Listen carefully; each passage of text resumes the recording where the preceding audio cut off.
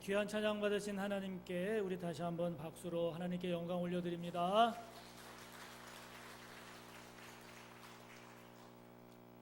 오늘 말씀의 제목을 우리 함께 봅시다. 실족하지 않게 하기 위하여. 실족하지 않게 하기 위하여. 여러분 실족하지 마시기 바랍니다. 또 저와 여러분 때문에 그 누군가가 실족당하지 않기를 바랍니다. 우리가 신앙생활 하면서 종종 사용하는 말 중에 우리가 지금 함께 한 실족하다 하는 이런 말이 있고 우리가 종종 쓰지요. 누가 누구 때문에 실족했대, 뭐 그런 말 하지 않습니까? 또는 나 실족할 뻔했어. 실족하다라는 말을 우리가 신앙생활 하면서 종종 씁니다. 국어사전을 찾아보니까 실족이라는 것이 이제 한자로는 이를 실자, 발족자를 쓰거든요. 근데 국어사전에는 그 뜻이 발을 헛디디다 라는 뜻이에요. 여러분, 발을 헛디디면 어떻게 됩니까? 넘어지거나 경우에 따라서는 다치기도 하지요. 오늘 본문의 27절을 보면 예수님 하시는 말씀 중에 실족하다라는 단어가 나오고 오늘 본문의 중요한 그런 개념입니다. 27절 예수님 말씀 중에 그들이 실족하지 않게 하기 위하여 라는 말씀을 예수님이 하세요. 이 실족하다라고 하는 이 말에 쓰여진 그 헬라어 원어를 보니까 스칸달리조라고 하는 단어를 썼습니다. 이 스칸달리조, 실족하다라고 하는 단어에 쓰여진 이 원어의 뜻이 덫, 함정, 걸림돌이라는 말에서 유래를 했더라고요. 그래서 그 뜻이 걸려 넘어지게 하다, 죄짓게 하다, 신앙을 잃게 하다라는 뜻입니다. 그러니까 예수님께서 이 말씀을 그들이 걸려 넘어지지 않게 하기 위해서, 그들이 죄짓지 않게 하기 위해서, 그들이 신앙을 잃지 않게 하기 위해서 이런 뜻으로 말씀을 하신 것이죠. 오늘 본문에서 예수님은 사람들이 실족하지 않게 하기 위해서 예수님께서 성전에 내는 반세겔, 즉 성전세를 내십니다. 이 말은 풀어서 말씀드리면 예수님의 경우에 성전세를 내지 않아도 되지만 그로 인해서 사람들이 실족할 수도 있기에, 즉 예수님이 성전세를 내지 않음으로 인해서 사람들이 넘어지거나 죄를 짓거나 신앙을 잃을 수도 있기 때문에 그것을 방지하기 위해서 예수님께서 성전세를 내신다라는 그런 뜻입니다. 여러분, 기독교의 신앙은 윤리나 도덕에 머물지 않습니다. 저와 여러분이 하나님을 믿고 예수님을 믿는 것은 단순히 이 땅에서 윤리적으로 도덕적으로 사는 그런 수준으로 머무는 것이 아니라 그 차원을 더 뛰어넘어서 구원에 이르고 영생에 이르고 하나님의 나라에 이르는 것이 보다 궁극적인 목표죠. 그러나 여러분, 우리가 결코 잊지 말아야 할 것은 신앙은 윤리와 도덕을 뛰어넘는다 할지라도 우리가 도덕과 윤리를 무시해서는 결코 안 됩니다. 이 신학 분야에 기독교 윤리라고 하는 학문 분야가 있어요. 기독교로서 또는 기독교인으로서 어떤 태도를 가지는 것이 좋은가? 어떤 생각을 가지는 것이 바람직한가? 어떤 관계 속에 살아가야 하나? 어떤 가치관을 가져야 하나? 어떤 삶을 살아야 하나? 그런 윤리적인 분야를 기독교적인 관점에서 연구하는 학문 분야까지 있습니다. 그런 말 종종 합니다. 목회자가 되기 전에 먼저 인간이 되라. 그런 얘기를 종종 합니다. 한동안 우리의 마음을 아프게 했고 온 나라를 걱정하게 했던 부산 여중생 폭행 사건이나 또 종종 보도되는 각종 폐륜 사건, 끔찍한 살인, 강도, 폭행 사건 등 사람으로서 지켜야 할 기본적인 도리, 사람으로서 지켜야 할 기본적인 윤리가 무너졌을 때 어떤 결과가 초래되는가 우리는 보고 있습니다. 저와 여러분은 그리스도인입니다. 인정하십니까?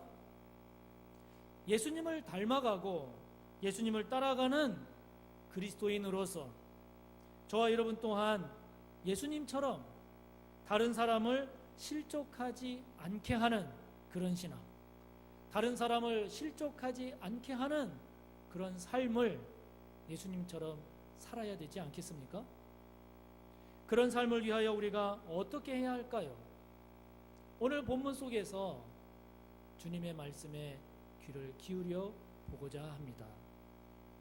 먼저는 저와 여러분이 십자가의 은혜와 부활의 능력과 소망에 대한 확신을 가져야 합니다.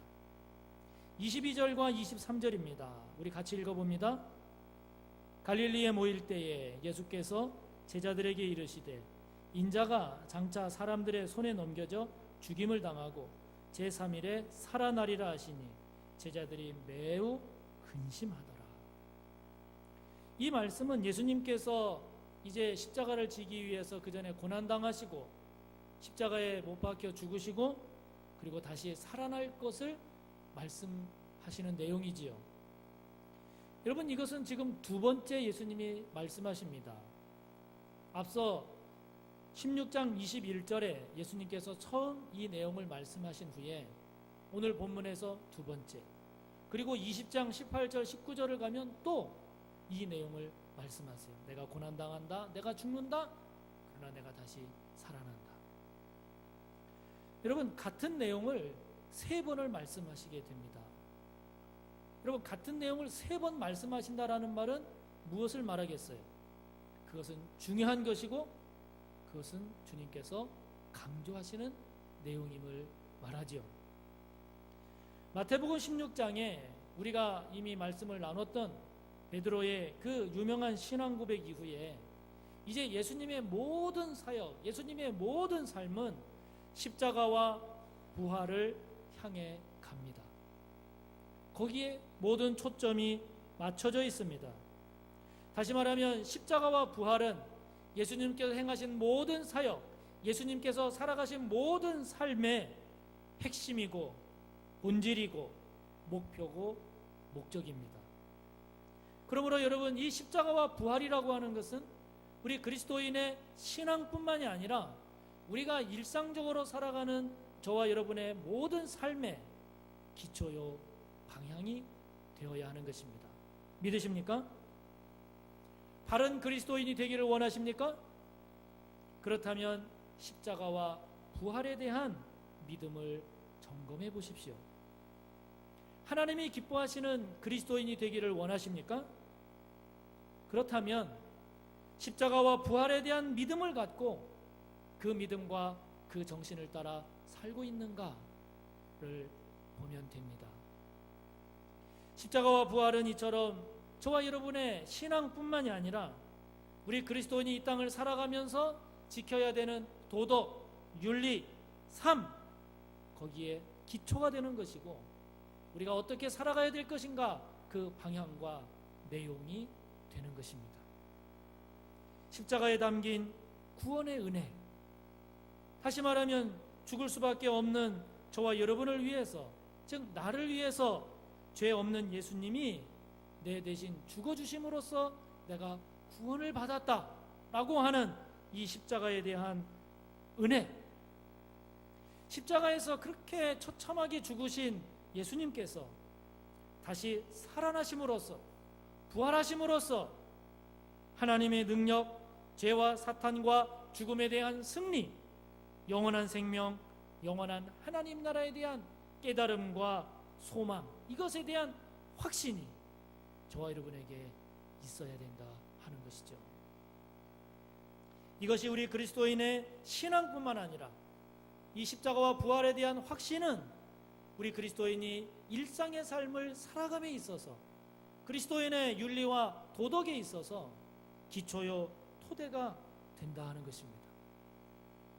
그러나 성경을 보면 예수님의 제자들조차 처음에는 이 십자가와 부활을 깨닫지 못해서, 심지어 마태복음 16장 23절을 보면 여러분도 기억하시듯이 베드로조차 예수님으로부터 사탄아 내 뒤로 물러가라 라는 책망을 받을 만큼 그 십자가와 부활을 제대로 깨닫지 못했습니다. 오늘 본문 23절을 보면 그 뒤에 이 제자들은 머리로는 이제 이해를 합니다. 그전에도 주님이 그렇게 말씀하셨지. 그런가 보다. 머리로는 이해하지만 가슴으로 깨닫지 못하기에, 즉 체험하지 못했기에 확신이 없어서 23절을 보면 매우 근심하고 있는 제자들의 모습을 우리가 보게 됩니다. 그렇다면 저와 여러분은 어떻습니까? 십자가의 은혜와 부활에 대한 이 깨달음과 확신이 저와 여러분 분명하십니까? 예수님의 십자가의 죽으심이 나를 위해서 죽으신 대속의 죽음임을 여러분 확신하십니까? 예수님이 나를 위해서 대신 죽으셨다는 그 믿음이 여러분 분명합니까? 내가 예수님처럼 저렇게 십자가에 처참하게 달려 죽었어야 했는데 그렇게 죽을 수밖에 없었던 죄인임을 저와 여러분 인정하십니까? 그렇게 죽으신 예수님이 3일 만에 다시 부활하심으로써 죽음을 이기고 영원한 생명의 첫 열매가 되셨다는 그 예수님의 부활을 여러분 확신하십니까? 바라기는 십자가와 부활이 저와 여러분의 믿음의 기초요, 저와 여러분의 삶의 윤리와 도덕의 근본이 되기를, 원동력이 되기를 간절히 바랍니다. 예수님처럼 다른 사람을 실족하지 않게 하는 신앙과 삶, 십자가와 부활에 대한 확신과 함께 오늘 본문 속에서 예수님은 무엇을 우리에게 가르쳐주고 계십니까? 그것은 나의 자유보다 타인을 향한 사랑이 더 커야 한다 말씀하십니다. 한번 따라해 보시겠습니까? 나의 자유보다 타인을 향한 사랑이 더 커야 한다. 24절을 보면 반세계를 받는 자들이 베드로에게 묻습니다. 왜 너의 선생은, 너의 스승은 반세계를 내지 않냐? 여기 반세겔이라고 하는 단어가 나옵니다만은 여러분 그 24절에 반세겔이라고 하는 그 반자 왼쪽에 보면 작은 숫자로 괄호 3이 있습니다. 그 3을 쭉 따라 맨 밑에 내려가면 뭐라고 써 있습니까?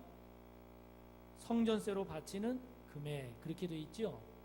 그러니까 이 반세겔은 성전을 위해서 1년에 한 번, 통상은 6월절 직전, 우리 달력으로 말하면 3월 달에 1년에 한 번 내는 성전세입니다.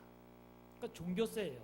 국가나 지방자치단체에 내는 그런 세속적인 세금이 아니라 성전에 내는 종교세, 즉 성전세입니다. 출애굽기 30장 13절 14절을 보면 하나님이 명령하셨어요.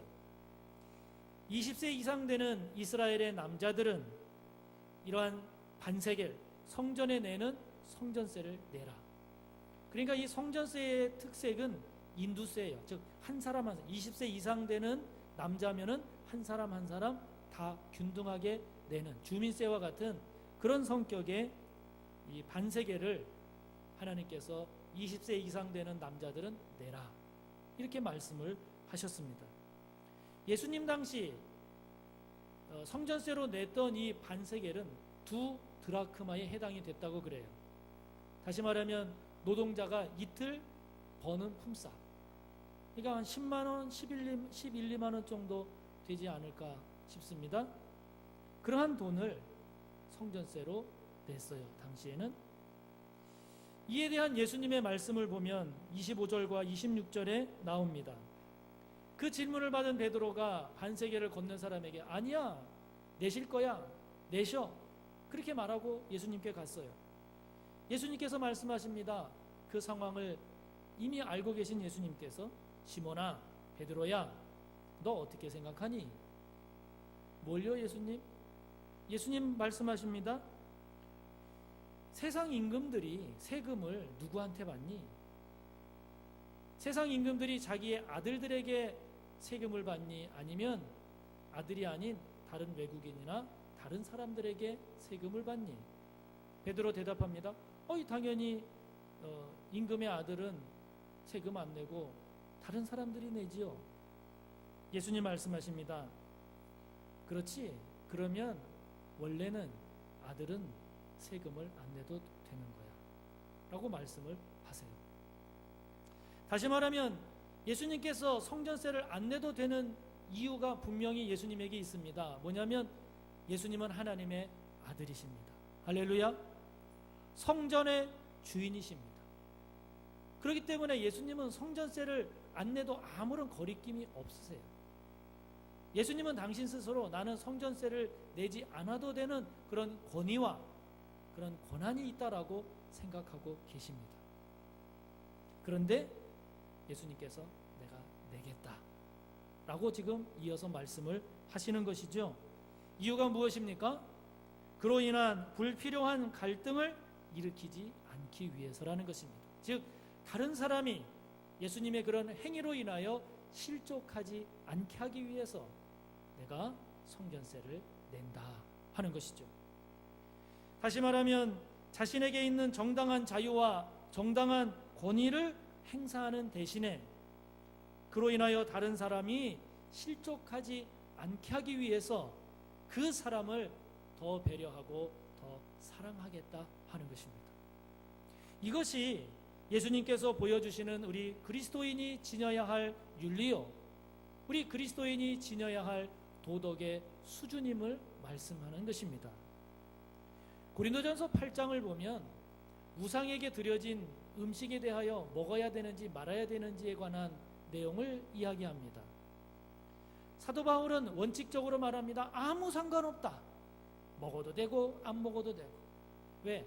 우상에게 드려진 그 음식이라고 하는 것이, 우상이라고 하는 것이 아무런 생명력이 없는 헛된 것이기에 거기에 드려졌다고 그래서 그걸 먹었다고 그래서 부정하게 되는 것도 아니고 안 먹었다고 그래서 특별하게 칭찬 들을 일도 아니다. 먹으나 안 먹으나 아무 관계없다. 그러나 사도 바울이 권면합니다. 실제로 그러면 그것을 먹을지 안 먹을지를 자기 자신, 내 자신의 기준으로 삼지 말고 내가 그 고기를 먹을 때 믿음이 약한 그 어떤 성도가 어라? 바울 사도가 저 고기를 먹네? 라고 만약에 시험에 빠질 것 같으면 그 믿음이 연약한 그 사람을 위해서 먹지 마라 하는 이야기를 말씀합니다. 고린도전서 9장을 보면 19절부터 23절을 보면 그러한 각도에서 사도 바울이 또 이렇게 설명을 합니다. 나는 모든 사람에게서 자유롭다. 어디에 얽매이지 않는다. 그러나 내가 모든 사람을 위해서 스스로 종이 되겠다. 그래서 사도 바울 말합니다. 나는 유대인들에게 유대인과 같이 될 것이고 율법 아래에 있는 자들에게는 나는 율법 아래에 있지 않지만 그 율법 아래에 있는 자들을 얻기 위해서 내가 율법 아래에 있는 사람과 같이 되겠다. 율법이 없는 자에게는 나에게는 율법이 있다. 하나님의 법, 하나님의 율법이 있지만 그러나 율법 없는 자를 내가 얻기 위해서 내가 율법 없는 자와 같이 되겠다. 나는 약한 자가 아니지만 나는 약한 사람은 아니지만 약한 자를 얻기 위해서 내가 약한 자와 같이 되겠다. 사도 바울이 그렇게 누군가가 시험에 빠진다고 하면 그가 시험에 빠지지 않기 위해서 그를 배려하고 그와 같이 되겠다라고 말합니다.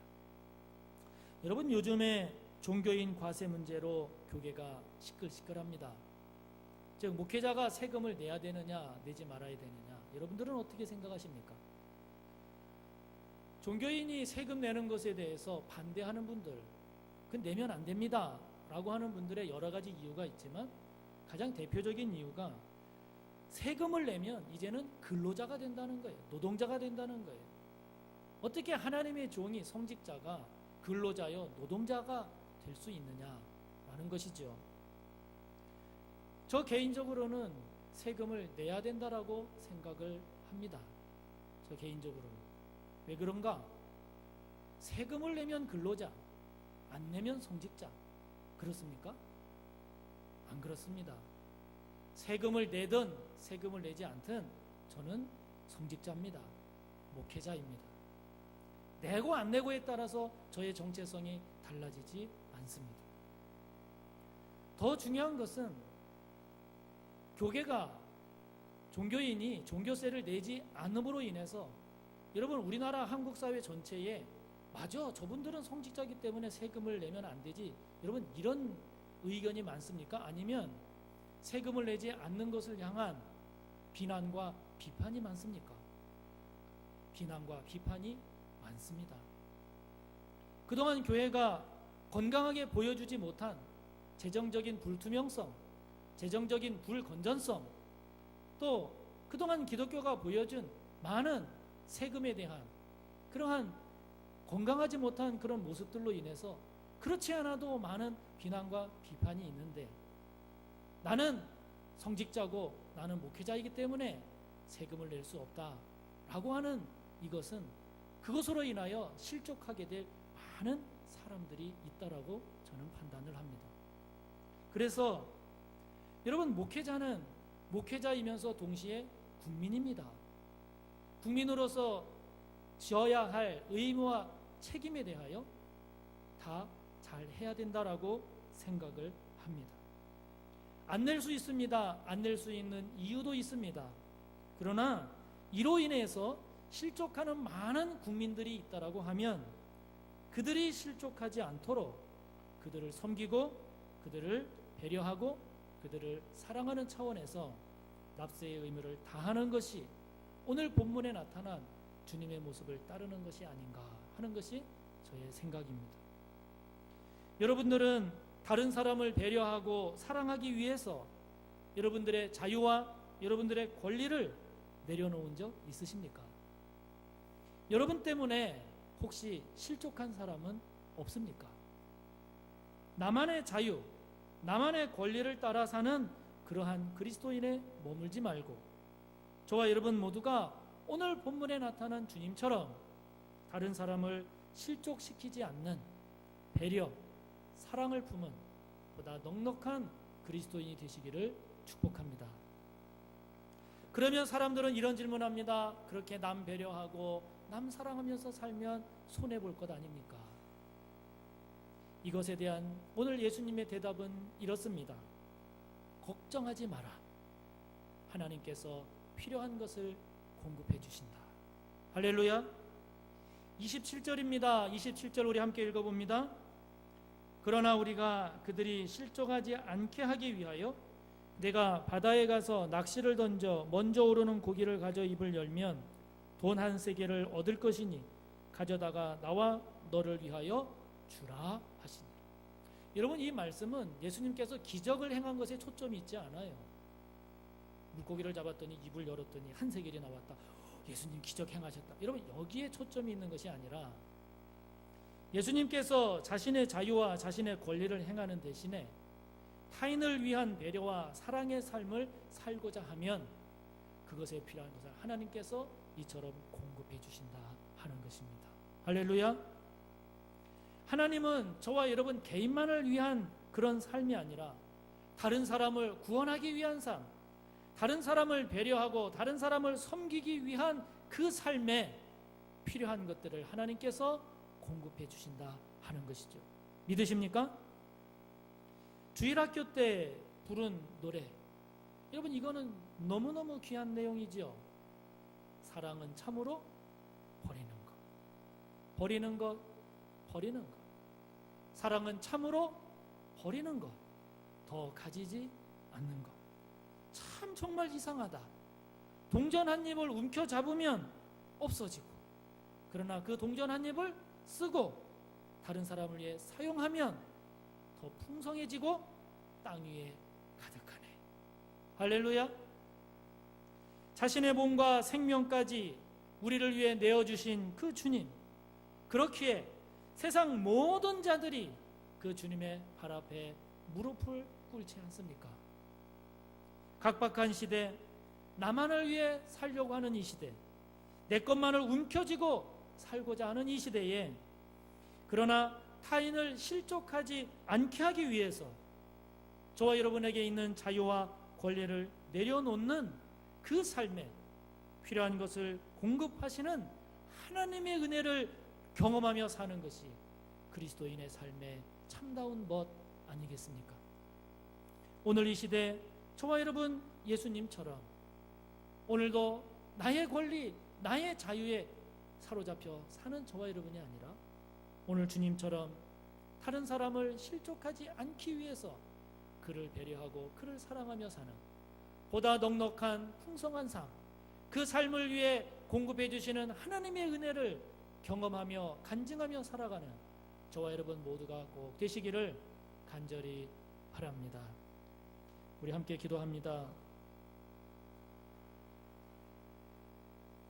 오늘 예수님께서 예수님의 모습을 통해 우리에게 어떤 삶을 원하시는지, 예수님을 닮아가고자 하는 그리스도인으로서 우리의 윤리와 도덕이 어느 수준에 이르러야 하는지, 주님의 말씀, 주님의 모습을 기억하며 우리 시간 하나님 앞에 주여 하고 기도합니다. 주여.